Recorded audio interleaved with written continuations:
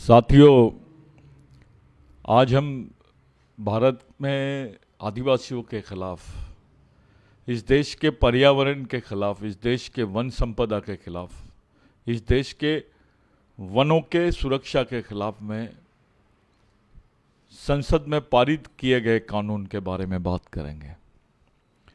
वास्तविकता में ये कानून जो है, ये 1980 का जो कानून था, forest protection act, forest conservation act, उसको अमेंड करके बनाया गया है। यानी 1980 के कानून को संशोधित करके ये कानून बनाया गया है।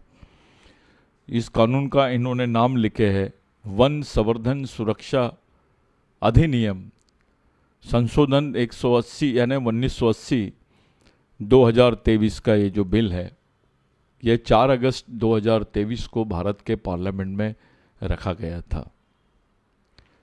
ये बहुत विवादित बिल था, यह विषय बहुत विवादित था।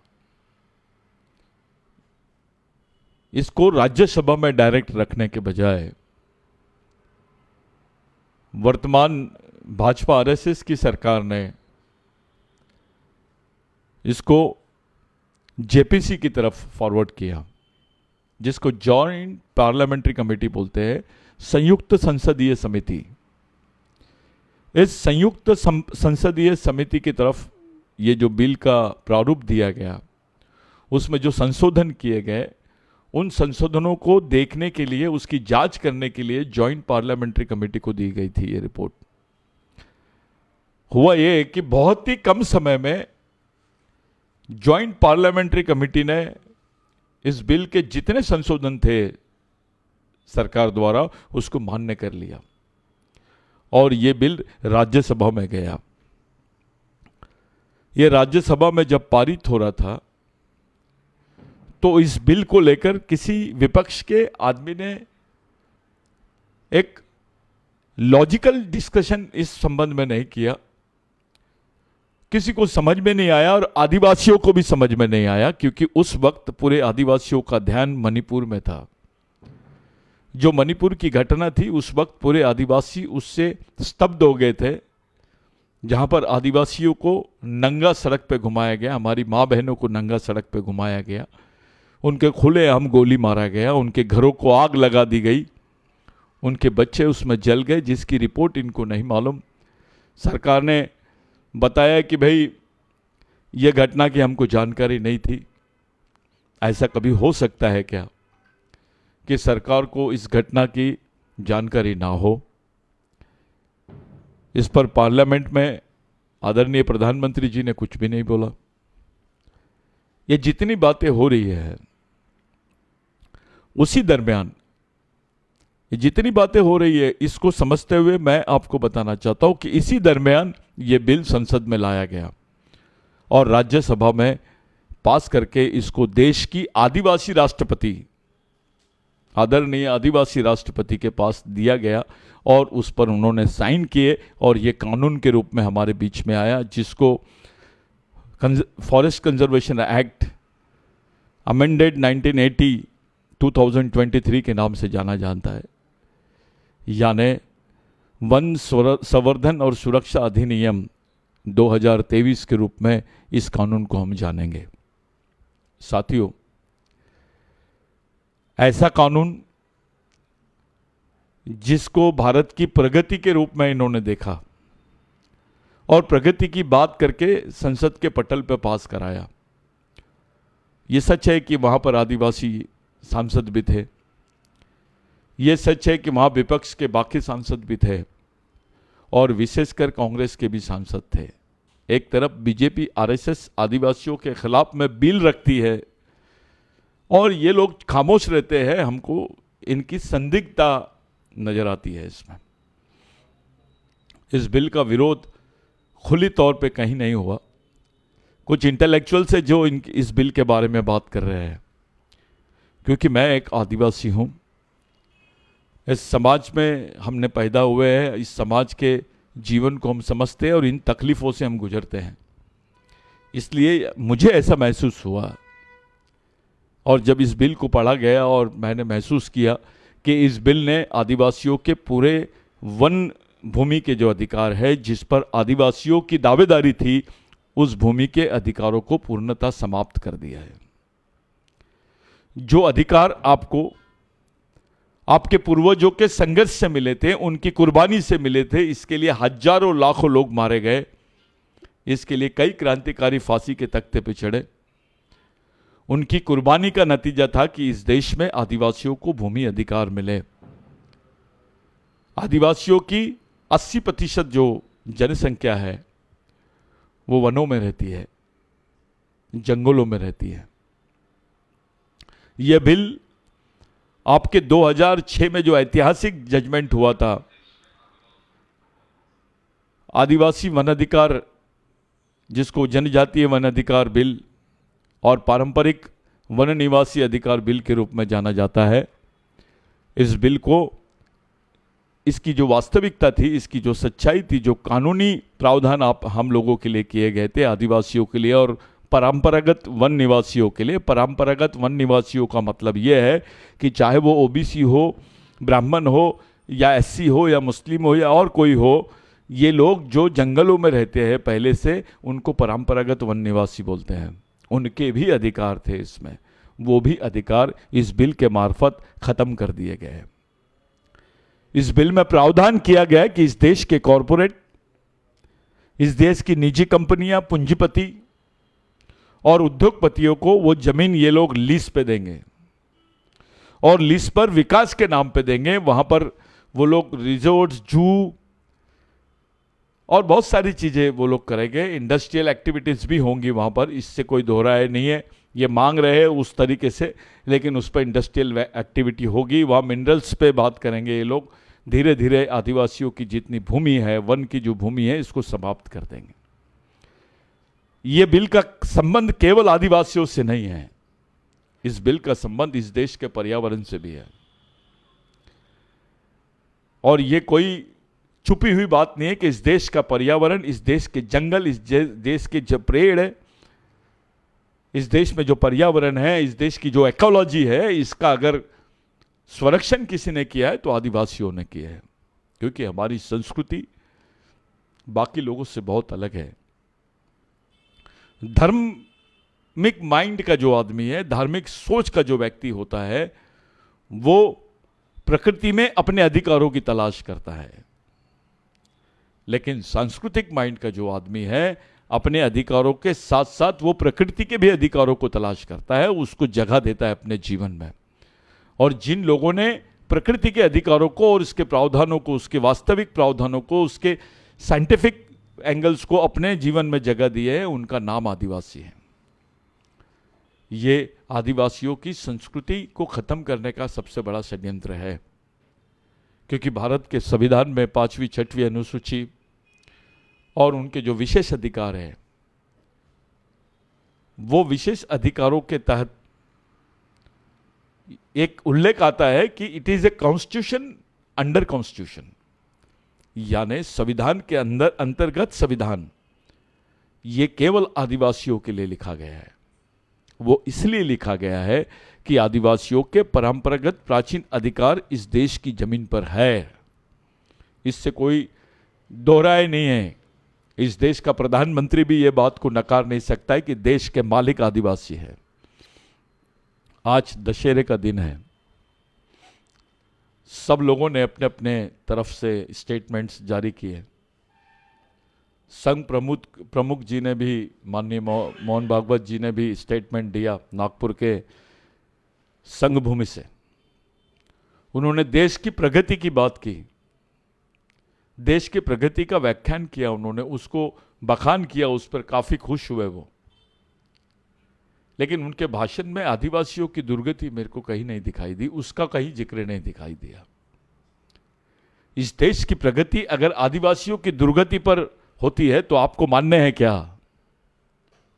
इस देश का विकास इस देश के गरीब, पीड़ित, शोषित मजदूरों के और आदिवासियों के विनाश पर होता है, यह आपको मानने हैं क्या? आप ऐसे देश की कल्पना करते हैं क्या? हम वैचारिक तरीके से भिन्न हो सकते हैं आपसे, लेकिन आखिरी में हम मानव है। इसको देश आदिवासियों ने माना है। इस देश के प्रगति की जो नींव है आदिवासियों की लाशों पर है, उनकी जमीनों पर है, उनके विस्थापन पर है, उनके दुखों पर है। ये इतिहास है। सुप्रीम कोर्ट ने भी कई डिसीजंस में मेंशन किया है कि इस देश में जितने प्रकल्प हुए हैं, जितने रास्ते, डैम, पावर प्लांट्स इत्यादि, जितनी भी प्रगति हुई है देश में, इन्होंने उसके लिए उचित जगह यानी आदिवासी क्षेत्रों को चुना। और उन प्रगति, उस प्रकल्प से जो विस्थापन हुआ है वो आदिवासियों का हुआ है। वो बेघर हुए हैं, उनका जीवन यायावर जीवन में परिवर्तित हो गया। इतनी बड़ी कुर्बानी देश में कौन सा समाज दिया है, इस पर थोड़ी बात करें, इस पर चर्चा करें कि जिसने अपना पूरी कुनबे को ही तबाह कर दिया है, अपनी जमीन भी दे रहे हैं, बदले में उसका जो रिस्टोरेशन है, उसको जो मुबादला है, उसका पुनर्वसन है, उसकी परिस्थितियां देश का सर्वोच्च न्यायालय बता रहा है केवल 40% लोगों को ही पुनर्वसन का और बाकी चीज़ों का लाभ मिला है। आज भी 60% आदिवासी इस मांग के लिए जूझ रहे हैं। अगर आपकी सरकार है तो खुल के बात करिए इस पर। इस देश में दुख इस बात का है कि देश की प्रगति की चर्चा और आदिवासियों की दुर्गति की चर्चा, ये दोनों चीज़ों को देखा जाए तो केवल देश की प्रगति की चर्चा को सामने लाया जाता है, मीडिया में दिखाया जाता है, आदिवासियों की दुर्गति पे कोई चर्चा नहीं करता है। जो देश के मालिक है उसको देश का सब्जेक्ट नहीं बनने दिया गया, यह पहला षड्यंत्र है। आज बीजेपी आरएसएस में भी आदिवासी कार्यकर्ता काम कर रहे हैं। वो भी एक उम्मीद लगा के रखे हैं कि नहीं, आदिवासियों के लिए कुछ होगा। उनको इस बात का ज्ञान नहीं है कि उनके बाल बच्चों के साथ, उनकी आने वाली पीढ़ी के साथ, उनके जो परंपरागत अधिकार है, जो उनके प्राचीन सांस्कृतिक अधिकार है भूमि पर, उन अधिकारों को पूरी तरह समाप्त कर दिया गया है। इस एक्ट ने आदिवासियों के लिए जो कानून बनाए गए थे, जो बेसिक कानून बनाए गए थे, उन बेसिक कानूनों में जो एनवायरमेंटल प्रोटेक्शन एक्ट था 1986 का, 1986 का जो पर्यावरण सुरक्षा अधिनियम था, उसको भी खत्म कर दिया, उसको भी दरकिनार कर दिया। फॉरेस्ट कंजर्वेशन एक्ट जो 1927 में आदिवासियों के पक्ष में बनाया गया था, जो स्वतंत्रता के दरमियान अंग्रेजों ने आदिवासियों के पक्ष में बनाया। आज तो देश स्वतंत्र है, आप आदिवासियों के खिलाफ में कैसे कानून बनाते हो? अंग्रेज आदिवासियों को, उसके वन अधिकारों को परिभाषित करते हैं, आप वन अधिकारियों की परिभाषा को ही बदल देते हैं, वनों की ही परिभाषा को बदल देते हैं। इस कानून ने इस देश के वनों की परिभाषा को बदला है, ये सच्चाई है। साथों साथ जो इंडियन फॉरेस्ट पॉलिसी है, जो 1952 में हम लोगों ने बनाया, 1952 में जो पॉलिसी बनी है इंडियन फॉरेस्ट पॉलिसी, उस पॉलिसी के खिलाफ में जाके ये बिल बनाया गया है। ये मैं नहीं बोल रहा हूं, देश के सभी इंटेलेक्चुअल्स, पर्यावरणवादी और साइंटिस्ट बोल रहे हैं, जो इस पे रिसर्च करते हैं, उन लोगों का कहना है। जो नेशनल फॉरेस्टेशन, जिसको वनीकरण बोलते हैं, राष्ट्रीय वनीकरण की जो नीति है 2000 में बनाई गई है, ये उसको भी खत्म करता है।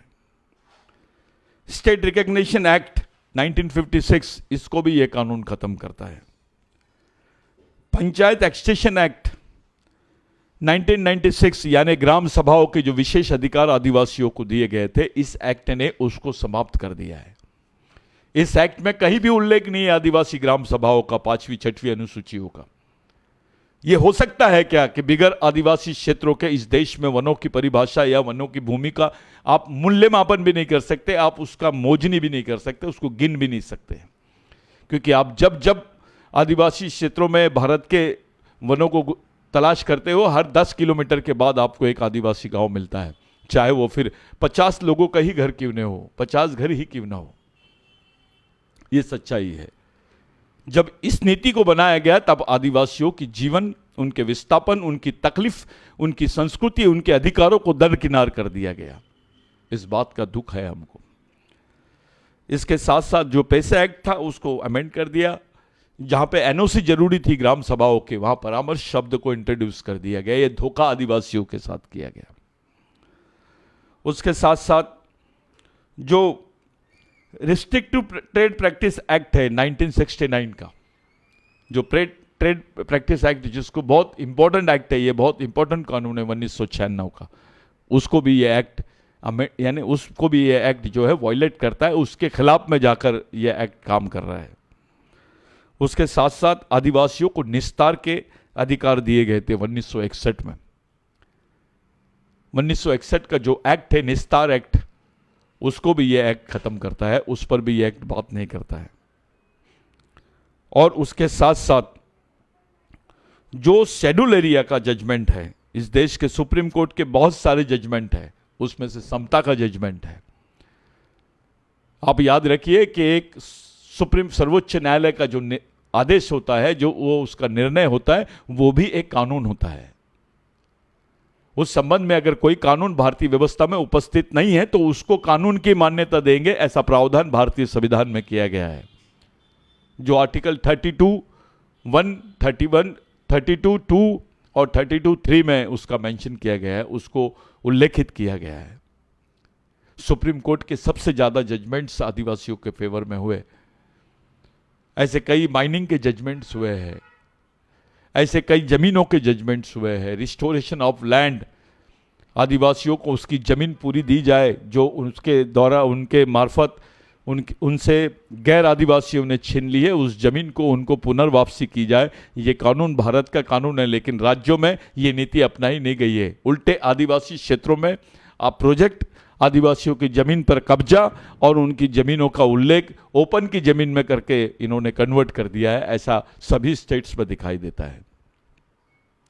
उसके साथ साथ 2010-2011 में जो सुप्रीम कोर्ट का जजमेंट है नंदाबाई भील केस में, Kailash versus state of Maharashtra में जो जजमेंट दिया गया है, उसको भी इग्नोर किया गया है।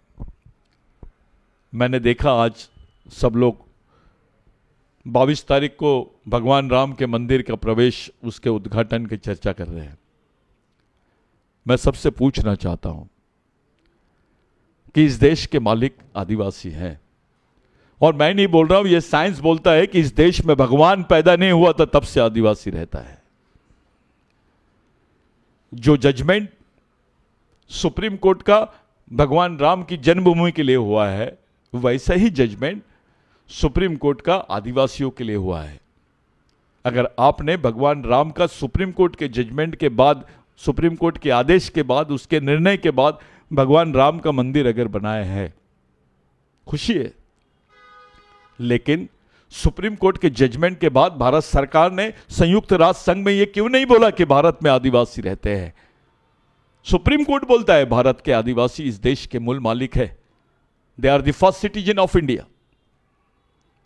Every state and citizen of India must give respect to them for the indigeneity. उनके मूल निवासी होने का सम्मान उनको मिलना ही चाहिए, इस बात का उल्लेख सुप्रीम कोर्ट करता है। बावजूद उसके उस पर कोई चर्चा नहीं करता है। यह देश राम का है, अगर यह बात सही है तो यह बात कोई नकार नहीं सकता कि यह देश आदिवासियों का भी है। और इस देश के ओबीसी, एससी, एसटी, माइनॉरिटीज के लोग, चाहे क्रिश्चियन, मुस्लिम, कोई भी हो, ओपन के भी कुछ लोग, ये आदिवासियों के वंशज है। ये इस देश की वास्तविक हिस्ट्री है और इस देश की एक संस्कृति है जिस पर मैं बात कर रहा हूं। आज ग्लोबल वार्मिंग के समय पर विश्व जो पर्यावरण पर चर्चा कर रहा है आज, कि ग्लोबल वार्मिंग में जो खतरा आ गया है, आदमी मानव जीवन को खतरा आ गया है। 49 डिग्री सेंटीग्रेड यानी 49 डिग्री सेंटीग्रेड तक के देश का तापमान चले गया है। 50-52 के बाद में आदमी रह नहीं सकेगा, बाहर निकल नहीं सकेगा। यह तापमान होता है। यह तापमान क्यों हो रहा है? यह पर्यावरण बदल की वजह से हो रहा है। जो झाड़ों की कटाई हो रही है, जो झाड़ों का विनाश, वनों का विनाश हो रहा है, यह आदिवासियों ने किया है। जंगली जानवरों को इन्होंने शिकार के मार्फत, शौक के खातिर जंगली जानवरों को मारे, यह आदिवासियों ने किया है। जंगल की कटाई करेंगे कोई, जंगल आदिवासियों का है, लेकिन आरा मशीनें आदिवासियों की है क्या? जमीन आदिवासियों के, उस पर होने वाले कोयला खदान आदिवासियों के है क्या?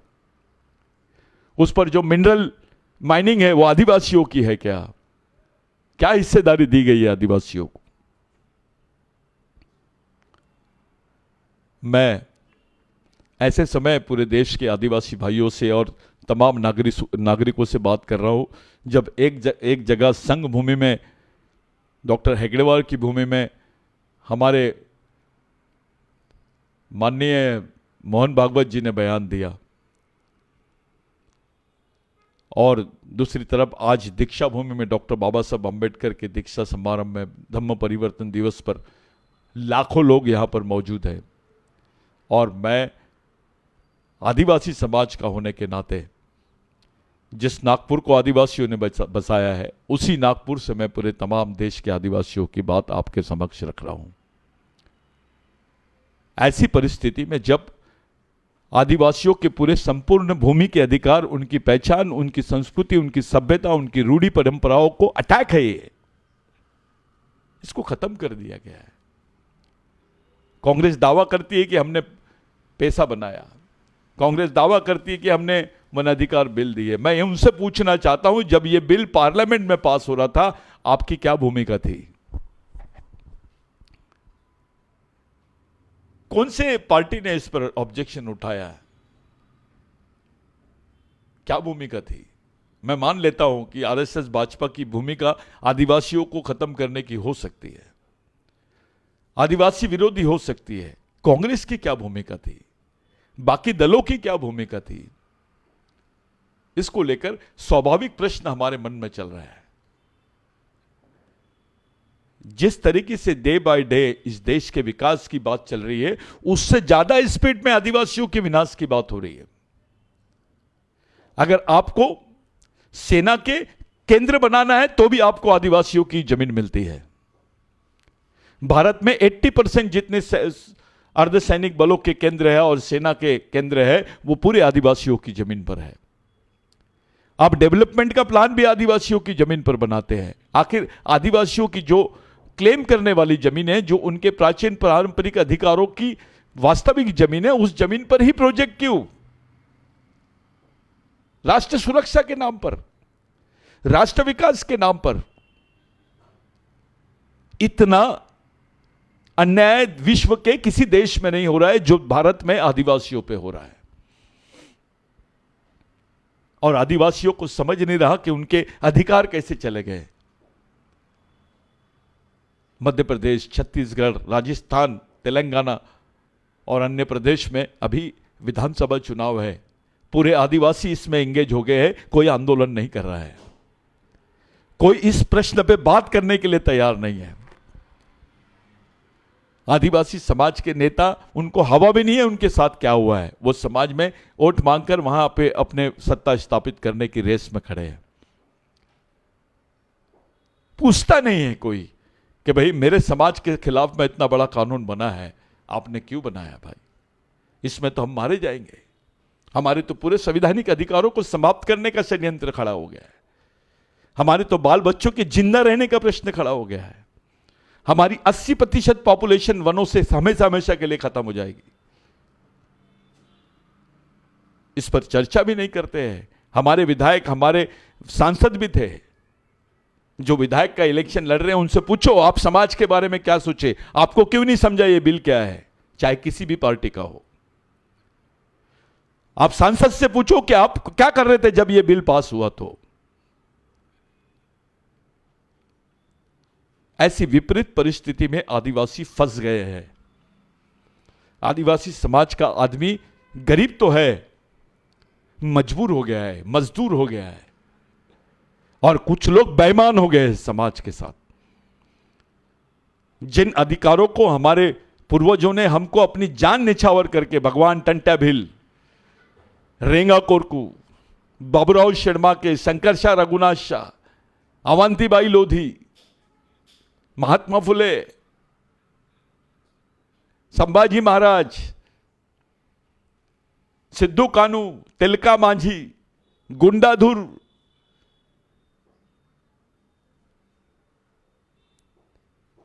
कुमरा भीमू, ऐसे कई हजारों आदिवासी शहीद हुए हैं। यह सच्चाई है कि इस देश में जमीन और जंगल की जो लड़ाई है, इसकी 70 से 80% लड़ाई केवल आदिवासियों ने लड़ी है। यह जो कानून पास हुआ है, इस कानून का अध्ययन अलग अलग लोग कर रहे हैं, लेकिन आदिवासी चुप है।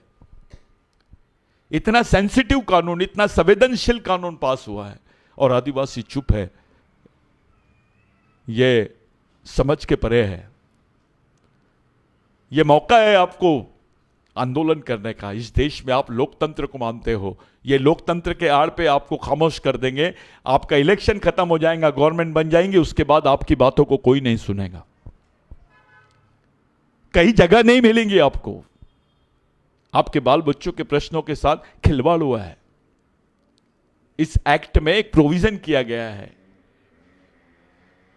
कि आदिवासी क्षेत्रों में पैरामिलिट्री फोर्सेस और फोर्सेस ये दोनों लगाए जाएंगे, इनके सेंटर्स बनाए जाएंगे, इनके केंद्र बनाए जाएंगे। यानी अर्धसैनिक बल, बीएसएफ बोलते जिसको,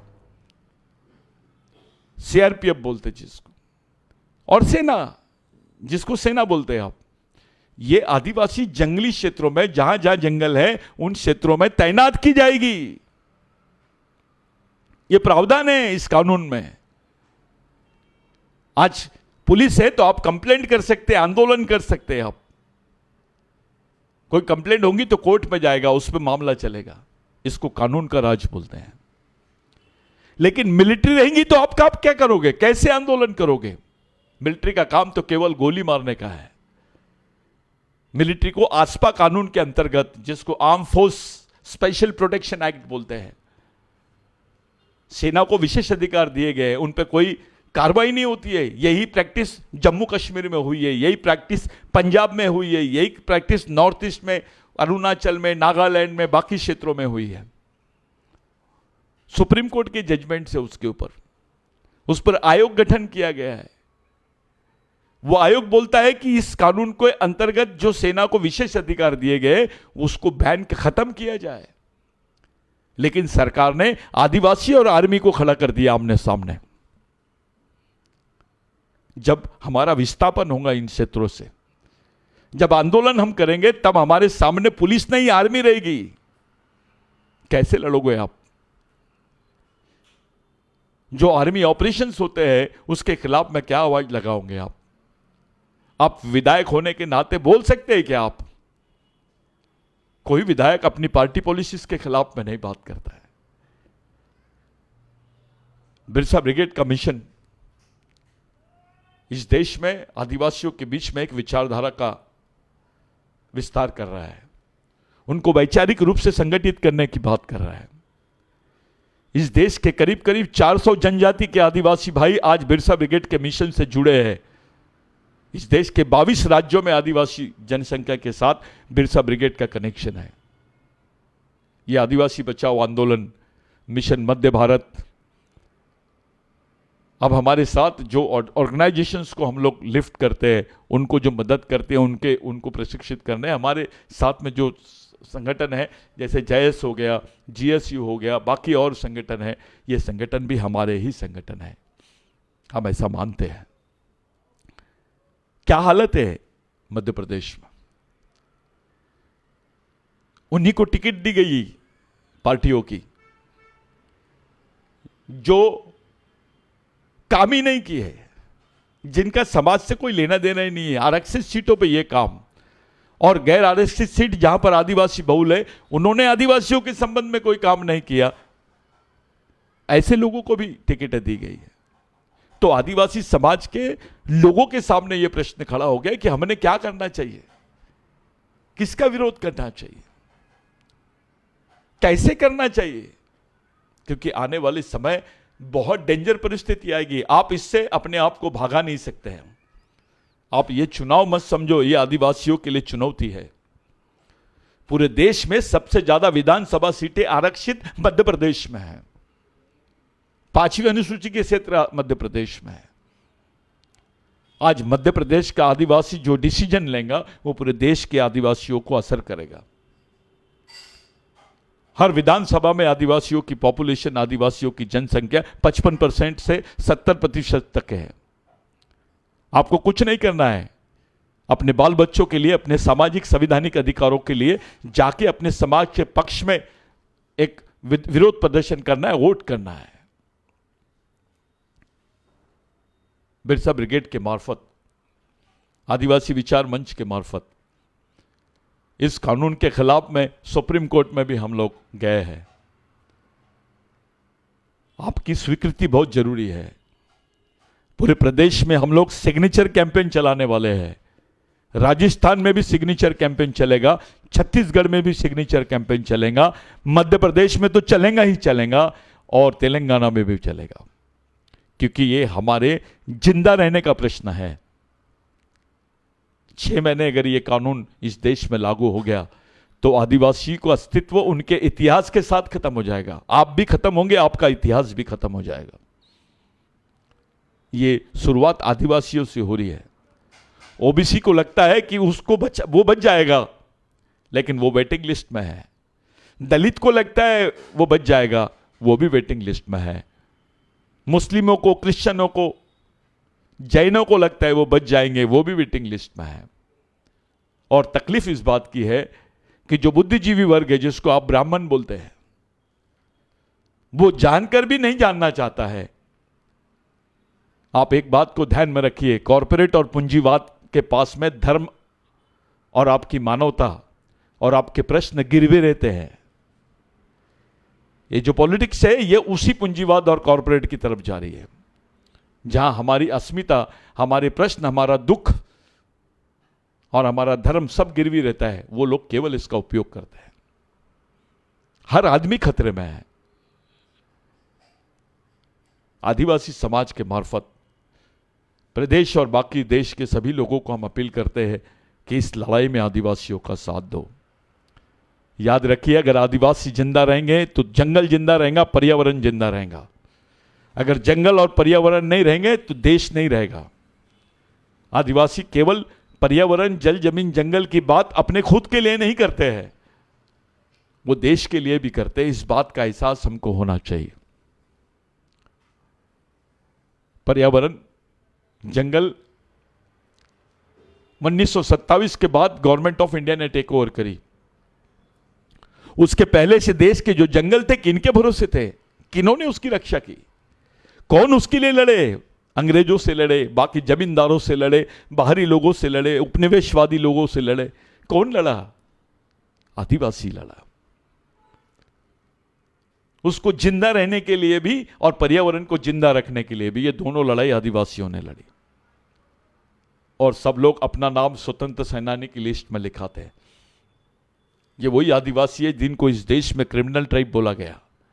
ये वही आदिवासी है जिनको इस देश में असुर बोला गया। ये वही आदिवासी है जिनको जंगली बोला गया। ये वही आदिवासी है जिनको अभी ये लोग वनवासी बोल रहे हैं, जो वास्तविकता में इस देश के मालिक है। गोंड वन, कोल वन, भील वन के जो मालिक है। अभी मैंने एक मध्य प्रदेश की जो स्टेट लेवल की जो परीक्षा होती है, जिसको एमपीपीसी बोलते हैं, उसकी एक बुकलेट पढ़ा। उसमें एक चैप्टर था कि संस्कृत से भील भाषा का निर्माण हुआ है, भील बोली का निर्माण हुआ है। हमारे भील साथी, चाहे बारेला हो, बिलाला हो, भील हो, गावित हो, और कोई भी जितने भील है, दरबार हो, ये तमाम भीलों से मेरा एक सवाल है, इस देश में संस्कृत पहले आया कि भील पहले आए? आप तो मालिक हो इस देश के, आपकी तो पहचान खत्म कर रहे हैं। यही स्टेटमेंट मैंने आज से 3 साल पहले दिया था, किसी ने नहीं माना। आज तो एकेडमिक स्टडी का हिस्सा बन गया है ये, उसको चैप्टर के रूप में शामिल कर दिए। आपके अस्तित्व को खतरा है, आपकी पहचान को खतरा है। इसी आधार पर संयुक्त राष्ट्र संघ में बोला जाएगा कि भील आदिवासी नहीं है, तब क्या करोगे आप? इसी आधार पर इस देश में बोला जाएगा कि आदिवासी भील नहीं है, क्या करोगे आप? इस लड़ाई को ही लड़ा था भगवान टंटा भील ने, इस लड़ाई को लड़ा था भगवान टंटा भील। संस्कृत का कोई भी औपचारिकता उनके क्षेत्रों में नहीं दिखाई देती थी। वो अपनी बोली में बात करते थे। वो बोली का, अपनी बोली भाषा का जो आदर्श था, हमारे जो जल जमीन जंगल के अधिकार थे, याद नहीं रखना, आपने भूल गए हम लोग सब, जो हमारे हिस्से में जमीन आई है स्वतंत्रता के पहले से अब तक, वो जमीन किसने दिया? किनके अधिकार, किनकी लड़ाई की वजह से मिले हैं, किनकी कुर्बानी की वजह से मिले हैं? यही हमारे भगवान है। बाबूराव शेरमाके, टंटा भील राघोजी भांगरे, रेंगा कोरकू, इस लड़ाई को संपूर्ण आदिवासी समाज को लड़ना पड़ेगा, ओबीसी को लड़ना पड़ेगा, क्योंकि जिस दिन आदिवासी खत्म, ओबीसी, दलित, ये इनका अस्तित्व खत्म हो जाएगा। इस देश की सांस्कृतिक विरासत यानी आदिवासी है, इस देश का मालिक यानी आदिवासी है। कैसे झगड़ा हो सकता है आदिवासी और ब्राह्मणों के बीच में? किस बात का झगड़ा होगा? एक आदमी ने आदिवासी पे पेशाब कर दिया तो पूरे ब्राह्मणों के साथ झगड़ा हो जाएगा। वो पेशाब करके क्या दिखाना चाहते थे? अपमानित ही करना चाहते थे आदिवासियों को। लेकिन उसका परिणाम यह हुआ कि आदिवासियों के, पूरे प्रदेश के लोगों में ब्राह्मणों के प्रति एक अलग टाइप की भावना खड़ी हो गई। इस्तेमाल हो रहा है कमेटी का, हमारे लोगों का इस्तेमाल हो रहा है, चाहे ब्राह्मण हो, आदिवासी हो या कोई भी हो। इस सच्चाई को समझना पड़ेगा, क्योंकि आपका जीवन किसी संगठन या पार्टी के लिए नहीं है, आपका जीवन मानवता के लिए है, जमीन पर है आपका जीवन। आदिवासी संस्कृति में कोई भेदभाव नहीं है। आदिवासियों ने कभी किसी के साथ कोई भेदभाव नहीं किया है। तमाम आदिवासी कार्यकर्ता, तमाम आदिवासी नेता मिलकर सोचना चाहिए कि ऐसी परिस्थिति में क्या किया जाए जब आपके संपूर्ण संवैधानिक अधिकार ही खत्म हो रहे हैं। आपकी ताकत है कि संविधान में फिर से इस अधिकारों को पुनर्स्थापित कर सके? आप कर सकोगे? यह संभव है? तो फिर चलिए आप इलेक्शन लड़िए। आपकी पार्टी अपने मैनिफेस्टो में इस बात को शामिल करती है, पूरे लोगों में डिक्लेयर करती है? कौन सी पार्टी करती है? बीजेपी के आदमी के साथ सामने जो आदिवासी कार्यकर्ता है, उसके सामने सवाल है कि उसने पूछना चाहिए हमारे समाज के खिलाफ में इतना बड़ा कानून कैसे पास हुआ। कांग्रेस को लोगों ने अपने लोगों से पूछना चाहिए कि जब यह कानून पास हो रहा था तब हमारी भूमिका क्या थी, पार्टी की भूमिका क्या थी। बाकी पार्टियों से भी पूछो, आपके भी सदस्य हैं।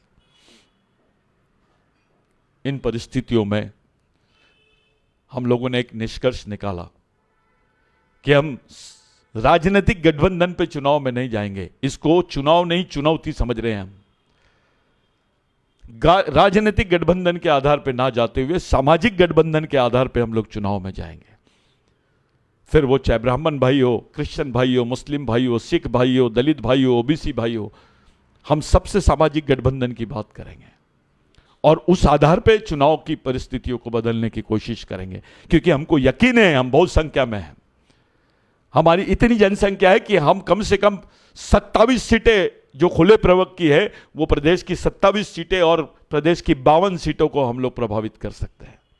यानी कुल मिला के 80 सीटों पर आदिवासियों का प्रभाव है। मध्य प्रदेश में आदिवासियों को इलेक्शन से बाहर करके चुनाव की प्रक्रिया को पूरी की जा रही है। यह महसूस होता है, दिखाई देता है। आपके कौन से प्रश्न पे कोई पार्टी बात कर रही है, कौन से मुद्दे पे चुनाव हो रहा है, इस बारे में कभी सोचे? केवल आप टिकट ले लोगे, किसी पार्टी का विधायक बन जाओगे, क्या कर रहे हो आप? अपने ही समाज के साथ आप धोखा कर रहे हो। मिशन ने तय किया है कि राजा का बेटा राजा नहीं और नेता का बेटा नेता नहीं, समाज के गरीब आदमी का भी बच्चा समाज का नेतृत्व करना चाहिए, फिर कोई भी हो वो। इस लड़ाई को जीतना है। कितना दमन होता है आदिवासियों का, नंगा घुमाया जाता है, पेशाब किया जाता है, पेशाब पिलाया जाता है पुलिस स्टेशंस में। ऐसा कौन से समाज के साथ होता है? ट्रक को बांध कर लेके जाया जाता है, उसको खींचते हुए लेके जाते हैं आदिवासियों को। क्या दिखाना चाहते हैं? आदिवासी महिलाओं को पवित्र किया जाता है, उनको गंगा में नहलाया जाता है, उनको पवित्र कर रहे हैं। कौन कर सकता है? एक मेहनत करने वाले आदमी को कौन पवित्र कर सकता है? उससे ज्यादा पवित्र आदमी कोई नहीं हो सकता है। जो मेहनत ही नहीं करता, जिसका पसीना नहीं बहता, वो आदमी उसको पवित्र करेगा जो जिंदगी भर बिगर पसीना बहाए रोटी नहीं खाया। इतना अपमान हमारे समाज का। आदिवासियों के लिए धर्म बहुत छोटी चीज है। हमारी संस्कृति इस देश की वो संस्कृति है कि हमारी संस्कृति की महिला ने इस देश में कृषि का विकास किया है। हमारी संस्कृति के लोगों ने इस देश की वास्तविक व्यवस्था को, सामाजिक व्यवस्था को बांध के रखा है, पर्यावरण को बांध के रखा है, जीवन के विशेष स्रोतों को जिंदा रखा है। अब हम डेवलपमेंट की बात कर रहे हैं। G20 में आप किसकी बात कर रहे हो? किस डेवलपमेंट की बात कर रहे हो? उस डेवलपमेंट के आड़ में आदिवासियों के साथ क्या होगा, इस पर कोई बात नहीं करता है। साथियों, आज का दिन हम तमाम लोगों के लिए महत्वपूर्ण है। ऐसे समय मैं ये बयान दे रहा हूं जब आपको मध्य प्रदेश में देखना है। ये आपकी आखिरी पीढ़ी द्वारा आखिरी पीढ़ी को बचाने के लिए लड़ी जाने वाली आखिरी लड़ाई है। इसे किसी हाल में भी जीतना होगा। जो तुम्हारे आरक्षित सीटें हैं, कम से कम उस पर सामाजिक कब्जा करो। राजनीतिक कब्जा नहीं होना उस पर, आपके समाज का सामाजिक कब्जा होना। इस दिशा में क्या बात करते हो, इस दिशा में क्या निर्णय लेते हो, उस बारे में सोचिए। संगठन बहुत छोटी चीज है, पार्टी बहुत छोटी चीज है, नेता बहुत छोटी चीज है, समाज सबसे बड़ी सोच, सबसे बड़ी चीज यानी समाज।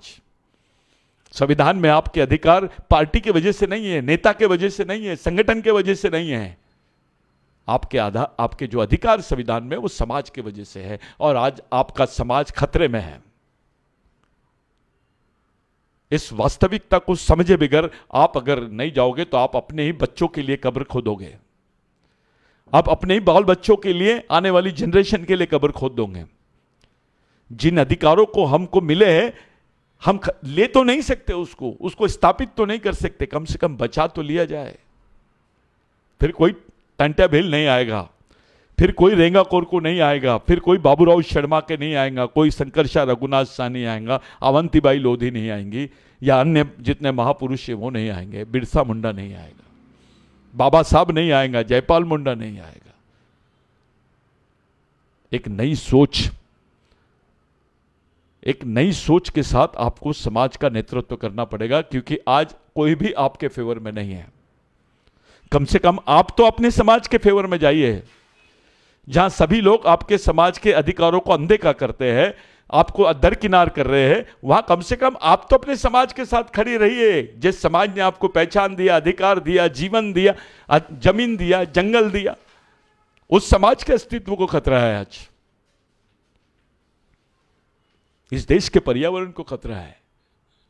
यह संभावना बहुत कम है कि इस बिल के खिलाफ में देश के बाकी लोग बात करें, बाकी बुद्धिजीवी लोग बात करें। इसलिए क्योंकि सबको ऐसा लगता है कि जंगल का अगर प्रश्न है तो आदिवासियों का प्रश्न है। अरे आदिवासियों को तो है। जंगल में जो पारंपरिक वन निवासी है वो ओबीसी भी हो सकता है, एससी भी हो सकता है, कोई भी जनजाति और जमात और धर्म का आदमी हो सकता है। और पर्यावरण तो देश का सबके लिए है। आप हिमालय के पास के एरिया का जोशीमठ का आप उदाहरण देख लीजिए। जोशीमठ की जो वास्तविकता है, जो पर्यावरण की वजह से वहां पर जो इतना बड़ा ये आया है, तूफान आया है, उस तूफान से आप लोग ये कर सकते हो। वास्तविकता में पर्यावरण का जो साइंस है वो आदिवासी संस्कृति में दबा हुआ है। उनका जीवन उसी से जुड़ा हुआ है। आदिवासी जंगलों को, पहाड़ों को, पेड़ों को, प्राणियों को अपना पूर्वज समझते हैं। यह सच्चाई है। ये ओबीसी में भी यही सोच मिलेगी, दलितों में भी यही सोच मिलेगी। इस देश के जो आदिवासियों के वंशज है उनमें आपको कहीं ना कहीं इसके अवशेष मिलेंगे। साथियों, धर्म, जाति, पार्टी और नेता इस सोच, ये छोटी वाली सोच से बाहर आओ। अपनी सामाजिक और संवैधानिक सोच की तरफ चलो। यह आखिरी मौका है आपको आपके बाल बच्चों को बचाने का। एक उदाहरण पेश करो। किसी भी पार्टी में रहो आप, किसी भी पार्टी के हो सकते हो आप, लेकिन समाज पहले है। समाज की बात, समाज के अस्तित्व को खत्म करने का जब षड्यंत्र होता है तो वहां पार्टी, व्यक्ति कोई मायना नहीं रखता। इस स्वार्थ से बाहर आ जाओ। मेरी हाथ जोड़ के पैर पड़ के आप लोगों से विनती है, बिरसा ब्रिगेड के मार्फत आप लोगों से अपील है, समाज के मार्फत आप लोगों से सामाजिक अपील है कि इस प्रश्न पे गंभीरता से सोचिए। आपको बार बार कुछ करने का मौका नहीं मिलेगा और ना ही आप इस स्थिति में हो कि इतने बड़ी परिस्थितियों का आप मुकाबला कर सको, क्योंकि आप तो एक जगह नहीं है, हम टुकड़े टुकड़े में बटे हैं आदिवासी। जो कुछ जमे हुए हैं, जो कुछ है वो है। हम इस सामाजिक लड़ाई में सभी समाज बांधवों से हम मदद मांगेंगे, उनको बताएंगे कि उनका जीवन आदिवासियों के जीवन से कैसे जुड़ा है। यह धर्म मरम बहुत छोटी चीज है। पर्यावरण नहीं रहेगा तो आप क्या कर लोगे? इस देश में पर्यावरण अगर प्रॉपर बैलेंस नहीं रहेगा तो हम कैसे जिंदा रहेंगे? अब तक के जो जीवन मिला है, अब तक के जो पर्यावरण, वो आदिवासियों की देन है। ये झूठी बात है। कुछ एनजीओ के लोग ये बात कर रहे हैं, ये तो केवल उसको अध्ययन का विषय समझते हैं। आदिवासी तो जीता है उसको। इस इलेक्शन में सही निर्णय होना चाहिए समाज के पक्ष में, ऐसी हम साफ लोगों से सामाजिक अपील करते हैं। चाहे छत्तीसगढ़ हो, मध्य प्रदेश हो, राजस्थान हो या कहीं पर भी हो, इस वास्तविकता को आप लोग समझो, इस बिल को पढ़ो, इस बिल को समझो, इसके परिणामों को समझो, इसके दूरगामी परिणामों को समझो, इसके दुष्परिणामों को समझो। ये केवल आदिवासियों को नहीं, पूरे देश के खिलाफ में भी जा सकती है इस व्यवस्था। सरकार ने इस पर पुनर्विचार करना चाहिए।